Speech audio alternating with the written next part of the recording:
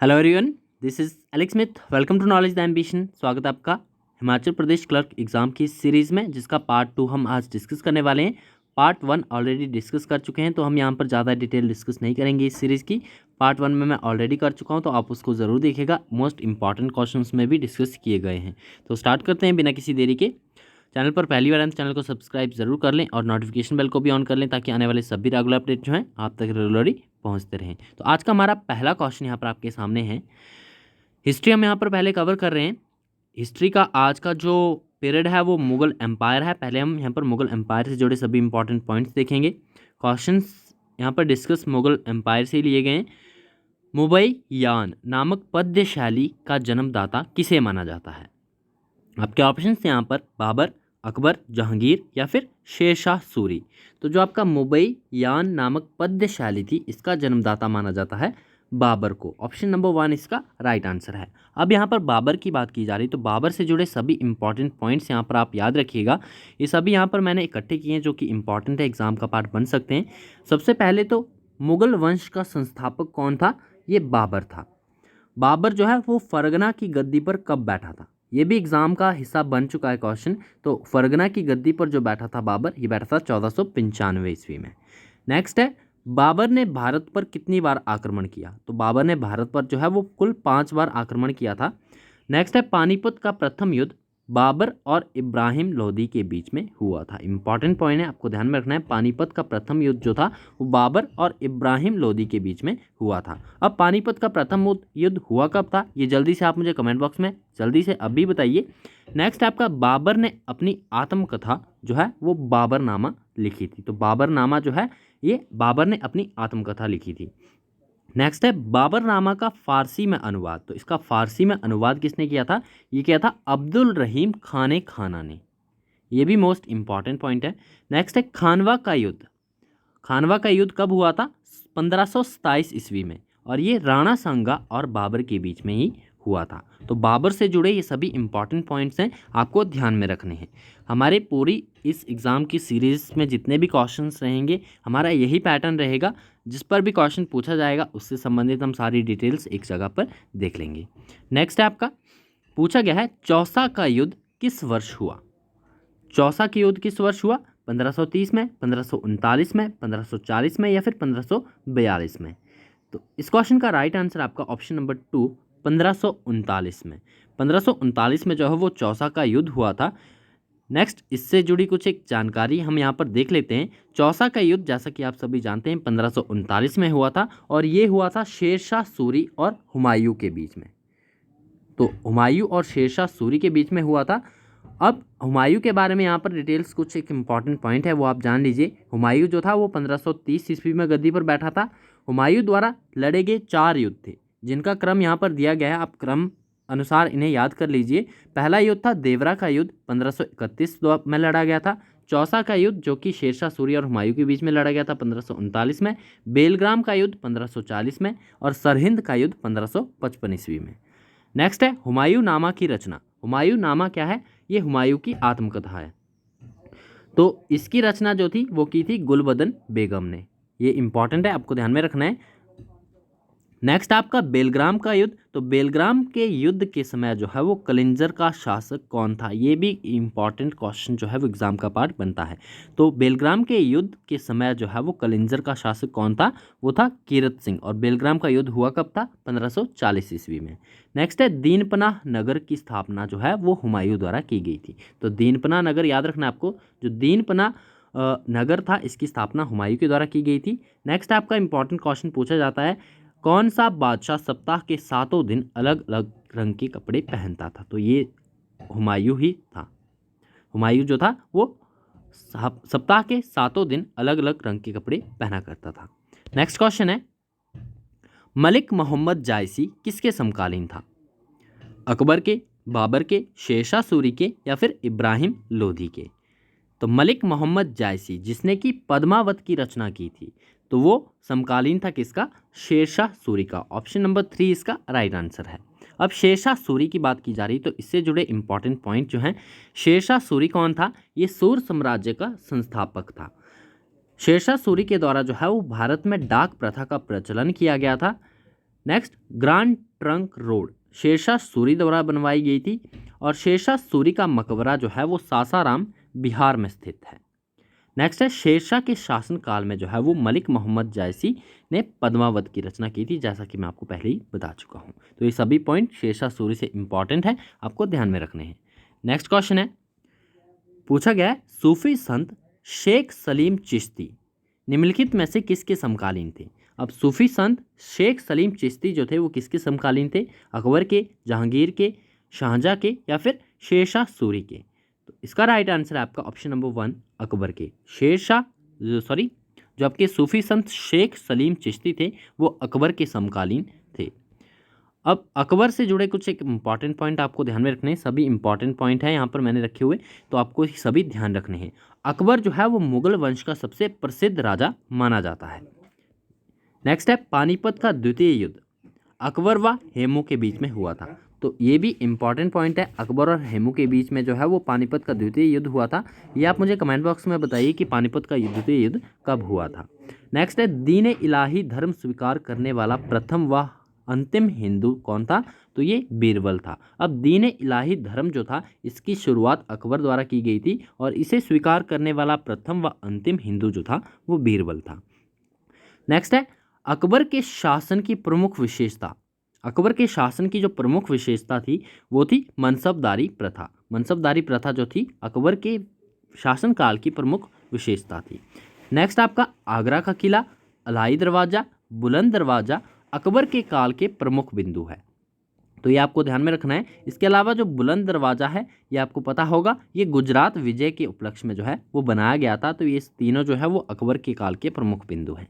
Next है, अकबर ने जो है वो अपने शासनकाल में अनुवाद विभाग की स्थापना की थी और अकबर का जो काल था उसे हिंदी साहित्य का स्वर्ण काल भी कहा जाता है। तो हिंदी साहित्य का स्वर्ण काल जो है वो किसके काल को कहा जाता है, तो अकबर के शासनकाल को कहा जाता है। नेक्स्ट, इलाही संवत। तो इलाही संवत की स्थापना भी अकबर द्वारा की गई थी और महाभारत का फारसी अनुवाद जो है वो अकबर के काल में ही हुआ था और अकबर ने जो है वो जजिया कर को भी हटाया था। तो ये सभी पॉइंट आपको ध्यान में रखने हैं। नेक्स्ट क्वेश्चन है, श्रीनगर में स्थित शालीमार बाग व निशात बाग किसके द्वारा निर्मित है। तो श्रीनगर में स्थित है ये दोनों बाग, शालीमार बाग और निशात बाग। आपको बताना है कि किसके द्वारा निर्मित करवाए गए थे, अकबर द्वारा, जहांगीर द्वारा, हुमायूं द्वारा या फिर औरंगजेब द्वारा। तो इसका राइट आंसर आपका ऑप्शन नंबर 2 जहांगीर द्वारा बनवाए गए थे शालीमार बाग और निशात बाग। अब जहांगीर से जुड़े कुछ इंपॉर्टेंट पॉइंट देख लेते हैं। जहांगीर का नाम सलीम भी है, आप जानते होंगे। नेक्स्ट है, न्याय की जंजीर, आपको पता होगा न्याय की जंजीर जो है जहांगीर इसके लिए फेमस है। जहांगीर को जो है वो न्याय के लिए याद किया जाता है। नेक्स्ट है, जहांगीर के शासन की मुख्य विशेषता। तो ये भी एग्जाम का पॉइंट बन चुका है क्वेश्चन। जहांगीर के शासन की एक मुख्य विशेषता थी कि रानी नूरजहां का जो है वो शासन पर नियंत्रण हुआ करता था। तो ये जहांगीर के शासन की एक मुख्य विशेषता थी। नेक्स्ट है, चित्रकला का स्वर्ण युग जहांगीर के काल को कहा जाता है। तो चित्रकला का स्वर्ण युग जो है वो जहांगीर के काल को कहा जाता है। जहांगीर ने अपनी आत्मकथा जो थी वो फारसी में लिखी थी। नेक्स्ट है, जो चित्रकला का शत्रु है वह मेरा शत्रु है। ये शब्द जो थे ये जहांगीर द्वारा कहे गए थे। जहांगीर ने नरुद्दीन की उपाधि धारण की थी। जहांगीर ने जो है वो निसार नामक सिक्के का प्रचलन भी किया था। तो ये सभी पॉइंट आपको ध्यान में रखने हैं। निसार नामक सिक्के जो का प्रचलन किसने किया था, ये जहांगीर ने किया था। नेक्स्ट क्वेश्चन है, नेक्स्ट आपका हिमाचल प्रदेश का ये पोर्शन स्टार्ट होता है हमारा। हिमाचल प्रदेश आपका डेली बेसिस पर कंटिन्यू रहेगा। इसके कुछ एक क्वेश्चंस मैं डेली बेसिस पर डिस्कस करता रहूँगा। बाकी आपका हिस्ट्री का पोर्शन जैसे ही ख़त्म होता है वैसे ही हम ज्योग्राफी, साइंस और आपकी जो अदर है पॉलिटी उन्हें भी यहाँ पर इसी तरह से कवर करेंगे। पूछा गया है 1948 में जब हिमाचल प्रदेश का गठन हुआ तो उसका कौन सा जिला 2 रियासतों को मिलाकर बनाया गया था, सिरमौर, महासू, मंडी या फिर चंबा। तो इसका राइट आंसर आपका ऑप्शन नंबर 3 मंडी जिला। 1948 में जो है हिमाचल प्रदेश का गठन हुआ था तो उस समय जो है मंडी जिला जो था इसे 2 रियासतों को मिलाकर बनाया गया था। अब इससे जुड़े इंपॉर्टेंट पॉइंट देख लेते हैं। हिमाचल दिवस आपको पता होगा 15 अप्रैल को मनाया जाता है। 15 अप्रैल 1948 को जो है वो चंबा, मंडी, सिरमौर और महासू इन 4 जिलों को मिलाकर जो है वो हिमाचल प्रदेश का गठन किया गया था। 1948 में हिमाचल प्रदेश राज्य में कुल जो है वो 30 देशी रियासतें शामिल हुई थी। तो 1948 में कुल कितनी देशी रियासतें शामिल हुई थी हिमाचल प्रदेश में? तो कुल 30 देशी रियासतें जो है वो शामिल हुई थी। हिमाचल प्रदेश को 30 रियासतों को मिलाकर जो है 1948 में मुख्य आयुक्त प्रांत जो है वो नाम दिया गया था। शिमला की पहाड़ी रियासतों में जो है ठियोग रियासत का विलय भारतीय संघ में सबसे पहले हुआ था। ये सभी मोस्ट इंपॉर्टेंट पॉइंट है, आपको ध्यान में रखने। ठियोग रियासत का विलय जो है वो भारतीय संघ में सबसे पहले हुआ था, जो कि शिमला की पहाड़ी रियासतों में से एक थी। नेक्स्ट है 1956 को हिमाचल प्रदेश का उपराज्यपाल किसे नियुक्त किया गया था? ठाकुर करम सिंह को, बजरंग बहादुर को, हुकम सिंह को या फिर अशोक के सेन को? तो 1956 आपको याद होगा 1956 में जो है हिमाचल प्रदेश को केंद्र शासित प्रदेश बनाया गया था और बजरंग बहादुर को जो है वो हिमाचल प्रदेश के पहले उपराज्यपाल जो है वो बनाया गया था। अब इससे जुड़े इंपॉर्टेंट पॉइंट्स यहाँ पर दिए गए हैं। 1956 में जो है वो स्टेट्स रीऑर्गेनाइजेशन एक्ट बना था, जिसके फलस्वरूप क्या किया गया था? 31 अक्टूबर 1956 को हिमाचल प्रदेश की विधानसभा समाप्त हो गई थी। इसके पश्चात क्या किया गया कि टेरिटोरियल काउंसिल एक्ट 1956 पारित करके हिमाचल प्रदेश को क्षेत्रीय परिषद दी गई। लेकिन इसके पश्चात जो है नवंबर 1956 को 1 नवंबर 1956 से जो है हिमाचल प्रदेश केंद्र शासित बन गया और बजरंग बहादुर सिंह जो थे इन्हें केंद्र शासित प्रदेश के पहले उपराज्यपाल जो है वो बनाया गया था। तो ये सभी पॉइंट आपको ध्यान में रखने हैं। नेक्स्ट क्वेश्चन है किन्नौर किस वर्ष हिमाचल प्रदेश का छठा जिला बनाया गया था? तो आपको यहाँ पर एक डिटेल तो दी गई है, किन्नौर जो है वो हिमाचल प्रदेश का छठा जिला बनाया गया था। आपको बताना है कि ये किस वर्ष बना था। एग्जैक्ट डेट भी आपको पता होनी चाहिए। इसका राइट आंसर होगा आपका ऑप्शन नंबर 3 1960 को। 1960 में जो है वो किन्नौर जिला हिमाचल प्रदेश का छठा जिला बनाया गया था। अब बात करते हैं किन्नौर की। तो 1 मई 1960 को जो है वो महासू जिले से चीनी तहसील अलग कर किन्नौर नाम से हिमाचल प्रदेश का छठा जिला बनाया गया था। तो एग्जैक्ट डेट जो थी आपकी 1 मई 1960 की थी, जब महासू जिले की चीनी तहसील अलग करके किन्नौर नाम से हिमाचल प्रदेश का छठा जिला बनाया गया था। किन्नौर जिले में जो है वो निचार, ये निचार होगा आपका, निचार, कालपा, सांगला ये 3 तहसीलें और मोरंग, पू और हांगरिंग जो है ये उप तहसीलें बनाई गई थी। महासू जिले की रामपुर तहसील के 14 गांव किन्नौर जिले में 1960 में शामिल किए गए थे। तो इंपॉर्टेंट पॉइंट है ये लास्ट वाला, ये आपको ध्यान में रखना है। ये एग्जाम का पार्ट कई बार बन भी चुका है। तो महासू जिले के रामपुर तहसील के जो 14 गांव जो थे वो किन्नौर जिले में 1960 में शामिल किए गए थे। नेक्स्ट है अंत्योदय कार्यक्रम किस मुख्यमंत्री के कार्यकाल में चलाया गया था? तो हिमाचल प्रदेश में बात की जा रही है कि अंत्योदय कार्यक्रम जो था वो किस मुख्यमंत्री के कार्यकाल में चलाया गया था? डॉक्टर वाई.एस. परमार, वीरभद्र सिंह, शांता कुमार या फिर प्रेम कुमार धूमल? तो इसका राइट आंसर है आपका ऑप्शन नंबर 3 शांता कुमार। शांता कुमार जब हिमाचल प्रदेश के मुख्यमंत्री थे तो उसी समय जो है वो अंत्योदय कार्यक्रम चलाया गया था।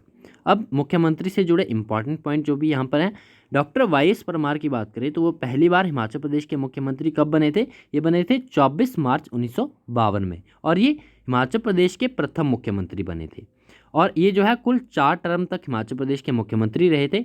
इसके अलावा जो मोस्ट इंपॉर्टेंट पॉइंट बनता है हिमाचल प्रदेश के मुख्यमंत्री के इस टॉपिक से, जो एग्ज़ाम का पार्ट अक्सर बनते ही हैं, तो रामलाल ठाकुर आप याद रखिए, रामलाल ठाकुर मुख्यमंत्री व राज्यपाल दोनों बनने वाले एकमात्र हिमाचली हैं।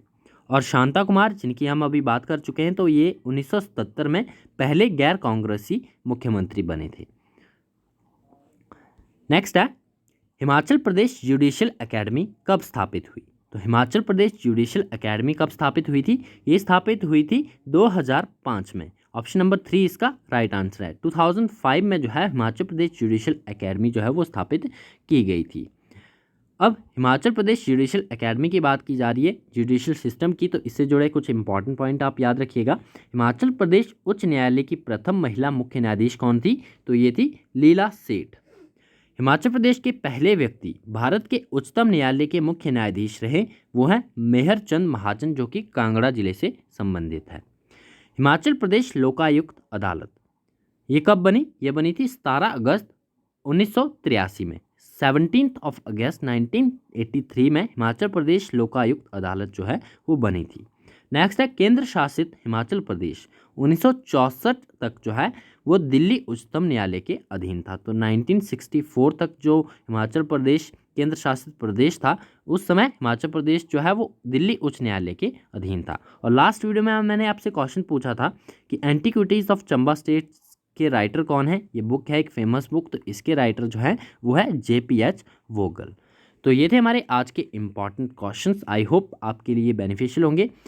यदि आपको वीडियो पसंद आता है तो वीडियो को लाइक ज़रूर करना है और अपने सभी फ्रेंड्स के साथ शेयर ज़रूर करना है। चैनल पर पहली बार आए तो चैनल को सब्सक्राइब भी ज़रूर कर लें और नोटिफिकेशन बेल को भी ऑन कर लें ताकि आने वाले सभी रेगुलर अपडेट जो है आप तक रेगुलरली पहुंचते रहे। तो मिलते हैं इसी तरह की नेक्स्ट वीडियो में। Thanks for watching and best of luck for your bright future.